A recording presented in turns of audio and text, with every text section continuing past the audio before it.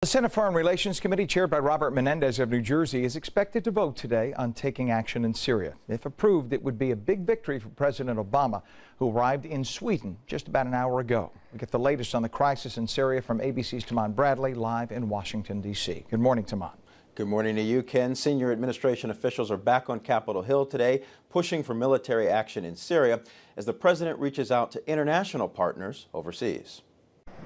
President Obama is in Sweden this morning, but his mind is focused on home and winning the votes needed for a military strike in Syria.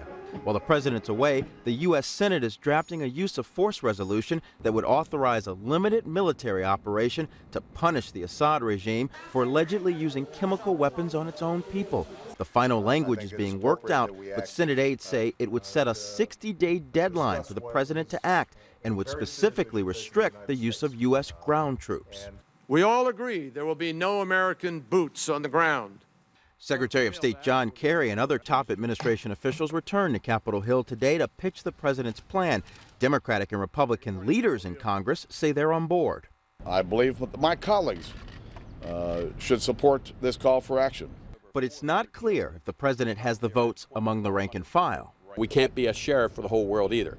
The public is also skeptical. 6 in 10 Americans oppose a missile strike in Syria if the U.S. is going it alone. We should not go to war with Syria. We should just mind our own business. While Mr. Obama is overseas, he's trying to build more international support for action against Syria. After the stay in Sweden, the president is headed to the G20 Economic Summit in Russia. Syria is not officially on the agenda, but it's likely to hang over the entire meeting. At the summit, Mr. Obama will face off against Russian President Putin, who backs Assad. But in an interview overnight, Putin would not rule out action against Assad if it's proved he used chemical weapons. Live in Washington, Taman Bradley, Channel 7 Eyewitness News. Lori.